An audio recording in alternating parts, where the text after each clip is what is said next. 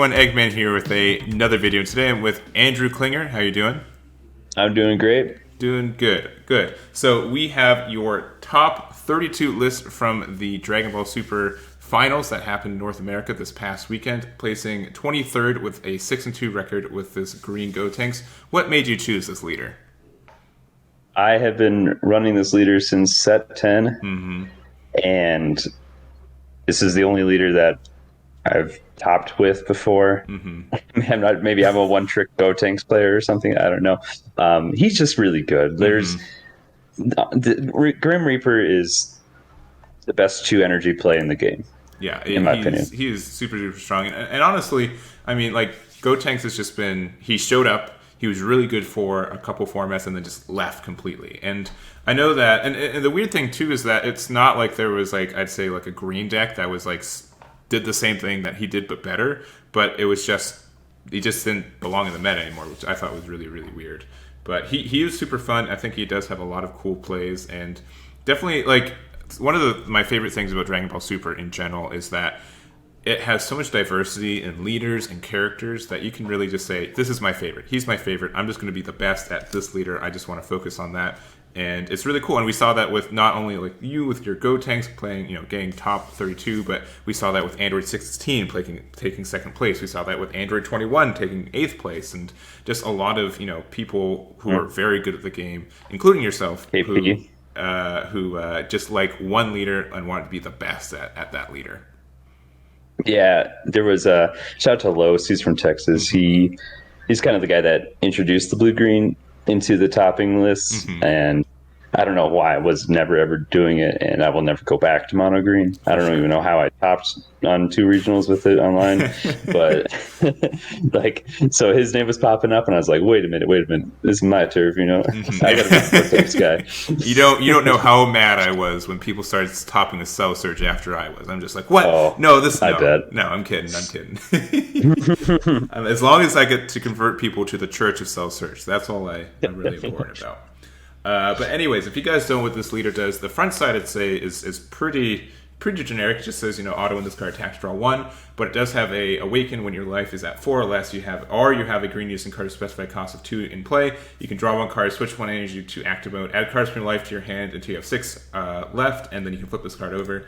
And then on the backside, it has permanent. Your opponent's leader can't attack your battle cards, which is really an interesting permanent that kind of lends with the active main of where for 1 green, once per turn, you can choose one of your opponent's unisons and just remove a marker from it. If this was active battle, that would have been so much better, but it is active main. Could you imagine? And then also, you can also instead choose 1 green card from your hand, discard it. If you do, place 2 ghost tokens in rest mode, which are just 15k. They can't be comboed, but the synergy with this is also the 2-drop unison that comes with the leader. It says, auto once per turn when you activate a union skill, draw 1, and then +2, choose all of your mono green battle cards that gain revenge until the start of the turn, and then -7. If your leader card is mono green, look at your opponent's life, place 1 card among them into your drop area, and then your opponent shuffles their life, chooses 3 cards in their hand, discards them. So super strong finisher. Yeah. Like, they have to keep that in check. Most people try to just focus your unison anyway, because that's such a threat. For sure. And so because of that, I kind of have built my deck around being at 6 life the whole game. You'll see that later in some of the choices. But with the leader abilities, we can talk about that some. The ghost token thing in rest mode, you probably first thought, it's like, oh, that's not very good, right? But the thing about that is it actually gets around a lot of things. So yellow plays Poutine. You're like, okay, well, make tokens. Your Poutine has to choose now. And now I'm going to play my Reaper because otherwise it would have been tapped.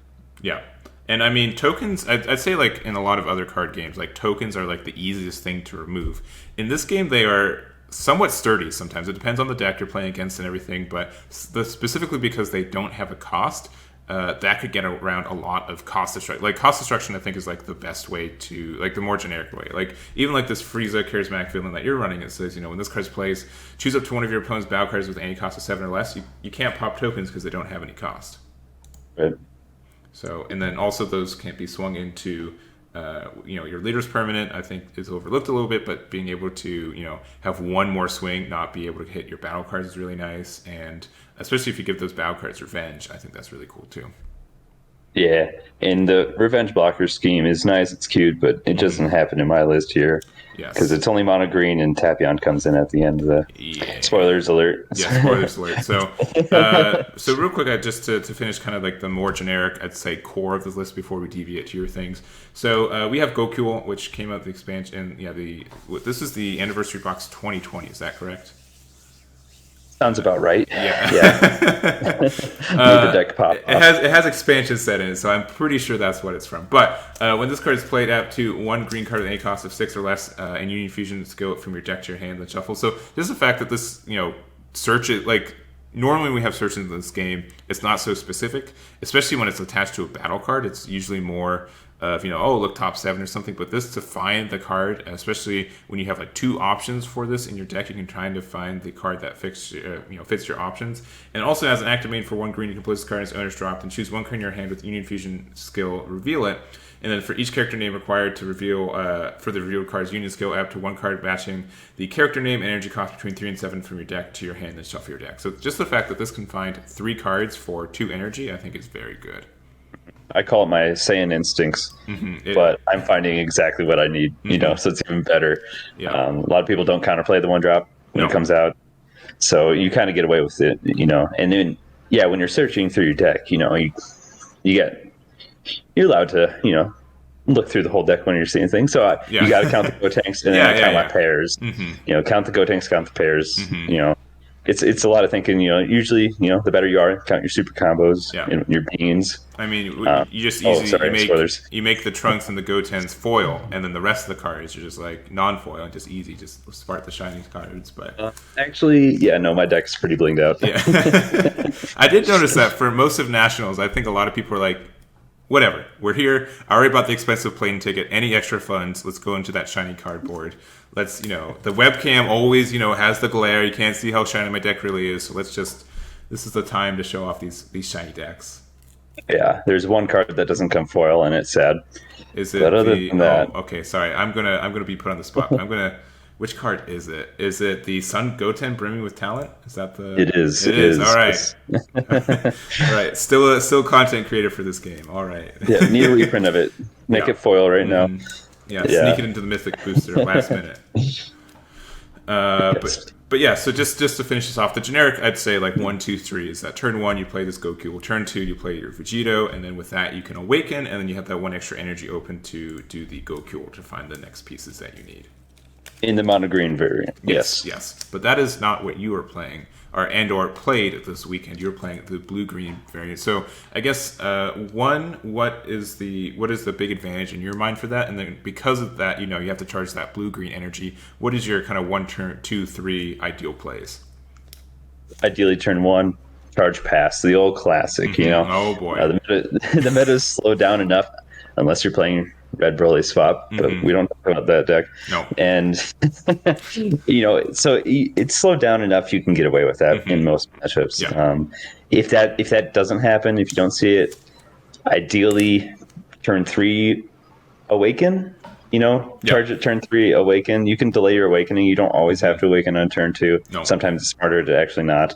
But the whole thing with Bean is like, without it, you only get to play 1 battle card a turn, and that's just like fair. You don't want to be fair. Yeah. You want to extend your turns and pull off crazy stunts and save that energy for amazing extra cards or tech choices. Yeah, for sure. And I mean, we talked about this a little bit before we start recording too, is that Bean's been out since set 1, and it is still in everyone's mind, do I tech blue in so I can run Senzu Bean? Like it's still just as impactful as it first came out. It is crazy how long this card has survived in this metagame. Yeah. And to boot, like my deck has a lot of dual attackers, so you're just getting double value. Oh, for sure. Yeah, being able to get those extra swings on top of that, it becomes 10k, and even just the extension to do it, I think is very good.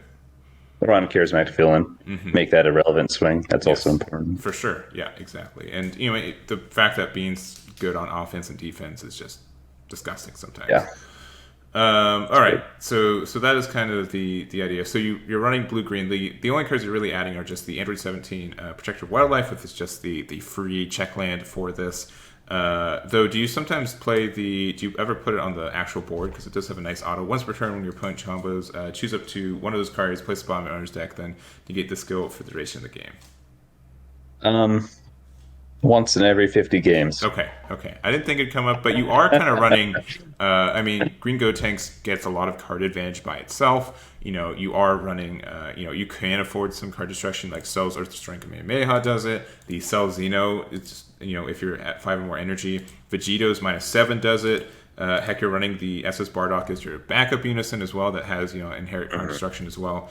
And Rosie too. Like Rosie's just like a great oppressor and a super good bean target as well, since it does have that triple attack. That's the dream. Yeah. Turn 4, Rosie, Bean, Grim Reaper. Yeah. Oh, jeez, that is gross. Just thinking about it, but yeah, I think that part of the reason that this deck, even when it was really popular a year ago, people were putting Reaper in the same way. It's just like, well, I have 10 cards, my opponent has 6 cards. Let's make it 10-4, and I have twice as many cards as my opponent, and see how they fare with it. Mm-hmm.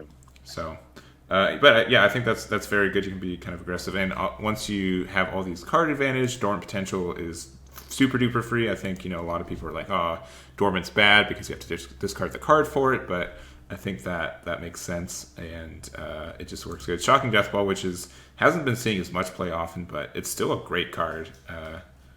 It can just pop a bunch of things that your opponent isn't expecting either, and just pretty much classic stuff from there. I also saw that the Dory up the Perming with Power. How impactful was that card? It's one of the best cards, man. Oh, wow. I mean, 3 colors right now are playing Floodgate battle cards. And well, even, if you want to count Oceanus as a black one, I guess, but I see that in Soul Striker more than anything else. But sure. Just like everyone's playing it, these battle cards that come out, or I don't know, send Shenron Ball if you kill the big boy, stop the next chain from happening.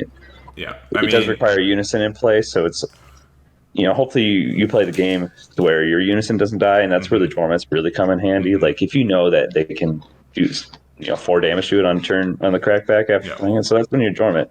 I think Dormant is bad in the wrong hands, but you just got to know when to use it. For sure, and specifically Dodoria, just so like Topo or like the green Majin Buu or any of these kind of like counterattacks that stop the attack, but then also have an added, like also the Mecha Frieza repose, which is almost always a 1-drop. Like it is absurd how easy that cost reduction comes into play. You just charge an extra card and then you're fine, or just discard a Power of Super Saiyan for its effect, and now it's 1 cheaper. Like it's silly how cheap that card can be and how easily. Yeah. It makes you feel like you can't lose, and that's always a good feeling. Yeah, for sure. And I think, I don't think people were playing around this, and then they'd be like, they leave one open, and they're like, I've got Mecha Frieza, I'm fine. They've got like 2 things, so they can't even tap that much stuff for their swings next turn. 1 energy, and then they just are just... It negates the attack still, but you don't have to tap anything. For sure, and which is really great because, a lot of your cards have multiple swings, and that really helps out. I think that is most of the cards in the main deck. Let me just make sure there's nothing else I really want to talk about. I think it's super solid. I think that, obviously this deck's been around for a while. But in general, like that was once again the theme. A lot of people bring back old favorites and doing very, very well with them. Yeah, I think comfort's an important thing. But the deck's also got to be good still. Yeah. Jumping into your sideboard, looks like you got a bunch of 1-ofs, honestly, but I don't think you have anything more than 2 of. What would you say are the good choices and the bad choices for the side? Yeah, so if you notice the Champas in the side rather than the main, I did this for consistency. I think I'd rather have a Fighting Against Fate than a Champa to finish it off with a Bean. Yeah. And I'm not going to go down and Cells Are Destroying, Shocking Deathball, or Dodoria. Cells Are Destroying, shout out to that card. Yeah. I ripped a secret rare. Oh, boy. It's a great card, one of the best cards in the game. And your deck also lacks a lot of combo power when you're drawing all these extra unisons and extra cards. Anyway, so the sideboard. I think the 5-drop Gotenks is great. 1 of in the sideboard. It's not an ideal option, but it's like there when you need it to clear Unison, specifically for Broly Surge. Sure. Cell Surge. Yeah. The Broly Unison has to die, and this is the best Unison killer that you can play in the deck. For sure. There's a lot of siding for Cell Surge. The extra brimming with talent, I believe. Yeah. The trunks. You want to make sure one's in your deck, so you can't risk the one being in your life. So you definitely have to side in a second one that fetches. Sure. The one Zamasu. I think I'm going to actually swap the Rosie and the Zamasu, just because the Rosie's more expensive. The Zamasu can be a body on board for you to make your cell. Yeah. So I'm thinking I'm going to switch that around because it doesn't have deflect, but like, okay, if you trunks it, I spent 1 energy for you to discard a card. That's probably okay. That's still probably fine. Yeah. The clones come in rather than mainboarding them because I play the game like I'm going to be at 6 life against a smart opponent. Yeah. So an aggressive matchup, obviously, you just try to side those in, and when you don't need the Didorias or something like that for like Broly swap, for example. And I would say real quick too, because homicidal clones you have to have 5 or less, and looking at Jared's deck where the Aandroidd 16 puts you down to 5 or less, that's a huge difference because normally if you want to awaken you have this Unison out, and if your opponent wants to get rid of their Unison they can just keep swinging at it no matter what, right? And so obviously having a clones to block an attack and negate an attack and then also potentially block another one is huge. That's why it's really, really nice for it. But you can't play it for free unless you're at 5 and you awaken at 6. Exactly. The secret identity. I mean, that just makes sense. Yeah. Secret identity, improve, shrouded, fighting against fate. You pick one of the 3 for the matchup. Like I was saying about the Champa, I feel like that's kind of the threat of a Champa is also a thing that you can just mainboard even if you don't have a Champa. Everyone and their mothers are playing around a Champa. If you have 1 energy open, you've got your opponent has 2 life. They are they are already outplaying themselves, right? Like I think that's understood a lot of the time, and so you can't kind of play around that in itself. One of my favorite moments playing Giancarlo from PPG, he was like, "Okay, this can't be a Champa all in, is it?" And I swing leader. Cells are destroying. He's like, "Oh, it is." Cells are destroying again. He's like, "Oh, for sure it's a Champa." And then I'm like, 45k single strike. It was game 1, Yeah. So it was just a funny moment there.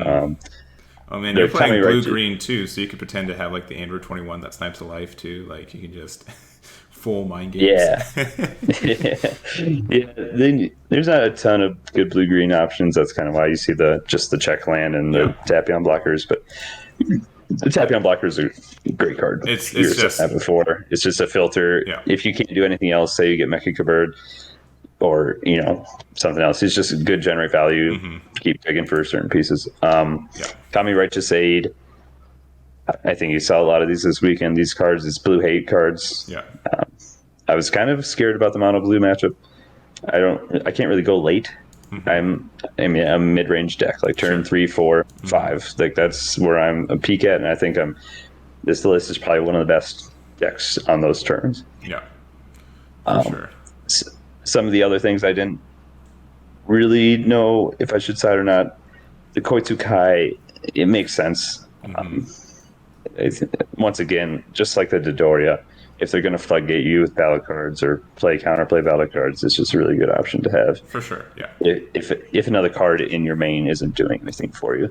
Same with Broken Seal. It rewards deck knowledge, but it costs 2. Yeah. A little spendy to not really get, but Dark Broly matchup, sure. There you go. Dark Broly 6, what are you going to do? Just pass? Yeah. And Blue Impulse is probably something I should have sided in a little bit more than I did. I don't think maybe one time. But once again, I mean, the plan is just to stop those with Dodoria. But if they do, maybe the mirror.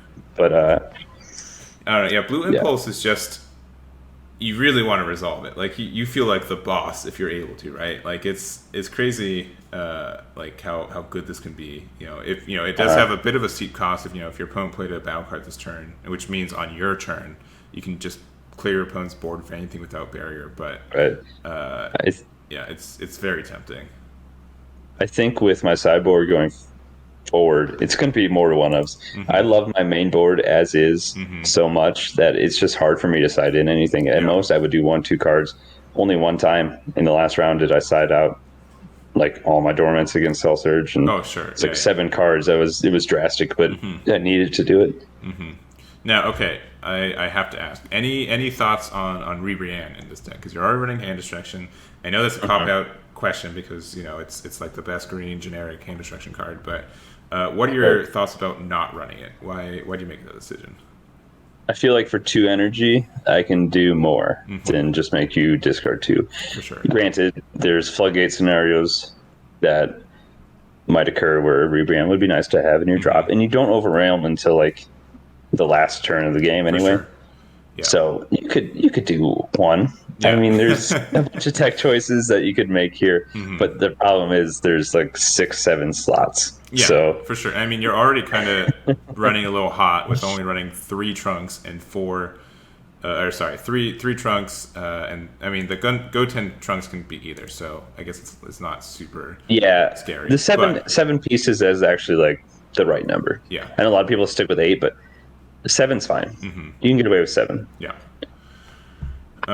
Cool. Well, then, what were your matches? Once again, you went 6-2. Let's focus on, I guess, the 2 losses, so we can talk about your successes right afterwards.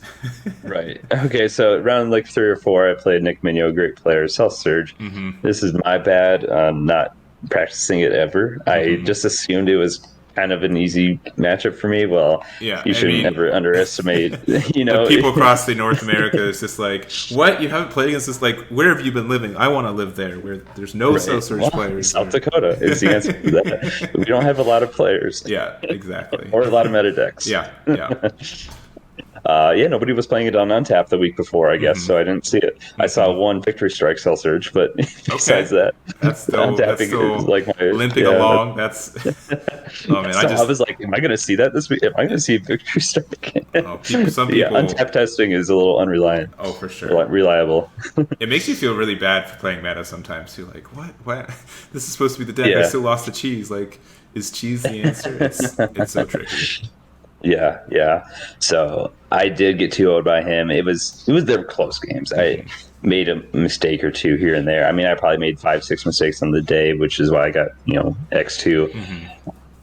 It's so hard to play a whole day without making any mental mistakes. Yeah, and as someone who just like commentated half, and I'm just like, oh my gosh, I'm exhausted. I'm already starting to get a headache. Like, imagine if I was actually playing with the stress of I don't think I could do that again. Like, I'd have to really ramp up to it.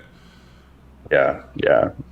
And then my other loss was against Eric Hill in the 7th round.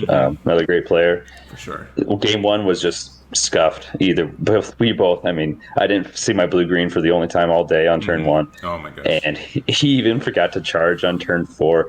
It was, I don't know, man. That was just a game. It's 7 rounds. I mean, that's and Dragon Ball has gone insanely long. Like an hour is barely enough for like 2 games sometimes. Like, it is absurd how long some of these games are taking. So I do not blame you for that. I wish him and I could play, take that back, but run it back again and have a better series where we weren't misplaying.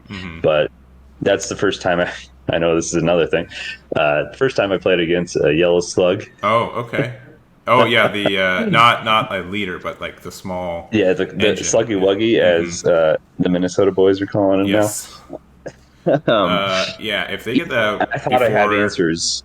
Yeah, if they get that out before you get Goku out, you are up a creek, I think, like that. Yeah, and it's like some Persons aren't playing the 1-drop slug, but he was, and so was the winner, right? I think everyone who topped with it had a slug in there.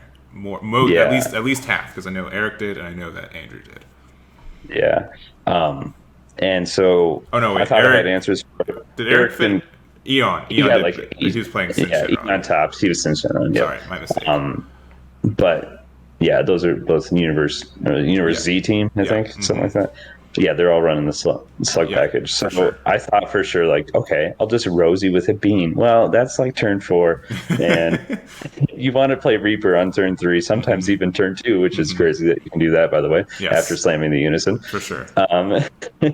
But so, now I know is just to side in another Seltzer Destroying Command, because if I swing with my leader at it and make it a 30k and you already lost a card, are you really going to keep losing cards? Maybe, but maybe not. Yeah, I mean, at least, that slug's really annoying and it does have barrier. But the fact that it does have to be in rest mode is really good. Or the fact that, it does have to have bond 2 for it to work. So if he just has a bunch of, like, things that are poppable, he can just go play around that instead. But it is really obnoxious. And the fact that it turns out not only drawing, but just generically adding cards from deck to hand, is definitely can stop a lot of decks.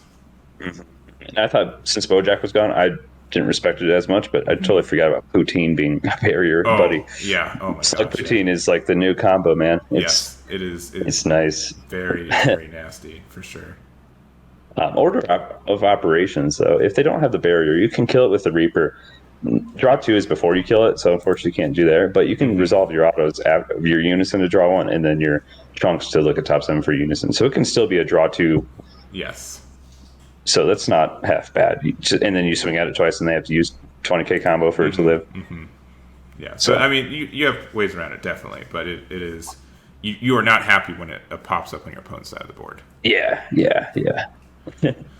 Well, cool. All right, and then so those are 2 losses, and I think both players super good, both decks super good, and obviously meta, but I don't think you'd say that either were unbeatable. Did you end up playing more Higher Dragons, more Cell Surge that day, and end up on the other side? I did. So I was going in undefeated against 2 other Icaruses, going into that round 7. So I was feeling pretty good about it, but none of them played the slug. One was a blue yellow, and the other one was mono yellow without slug package. Yeah. And then I did get revenge on Cell Surge in the last round against Marcel Russell. Oh, nice. It was the craziest game 3 I've ever played in my life. Yeah, was that, you said it was round 8? Yeah. Oh, jeez. Yeah, I get to like 85 double strike per game. He gets to 90, and Kabito Kai's me. Well, I had another Reaper standing and a Faf in my hand. So I was like, no way I'm going to lose this. He finds the energy to Kabito Kai, swings for, finds Champa, swings the leader, puts me down to 2. Well, I find homicidal clones in my life. So he swings for game with Kabito Kai, and I homicidal clones. Oh my gosh. That is outplayed for sure. No cause for discussion there. Like it was wild. It was wild. No, those are the games I really live for. It's really nice to obviously high stress. Both you guys on the bubble, like both you're like, I need to win this. Is the last round just for a chance, right? Because I think 4 out of the 20 or so X2s got top 16. 2 did, because there was a tie in there as well. So that's right. Yeah, I knew I was going to definitely get top 32. There were some X2s that didn't get, but I just knew, like, I played 5 people that I've heard of before or watched them on YouTube videos before. I'm like, there's no way. Like, I beat, did okay, did pretty well 3-5 against people that I knew or like that were on a good team that I knew of. So I was like, my tiebreakers have to be good. So we'll definitely get top 32 here. So that was a good feeling. Yeah, so which also did get a huge bump in prizing too. So even though you didn't get to play day 2, you did get a good chunk of cards and nothing to scoff at. Got some for sale. Hit me up. Yeah. Well, cool. Well, I really appreciate you reaching out and wanting to show this deck. I think it's a really good refresher for people who haven't played this list in a while. And honestly, it's besides the Cell Xeno, which is also getting reprinted. I think this deck is fairly cheap. It is. You can probably get most of the core for probably $50. I think maybe 60. I mean, the Cell Xeno and the SS4 are probably over half the cost of the deck. And you don't have to run SS4. Yeah, exactly. Dormants and freezes and cells are destroying probably. Okay, yeah, that's true.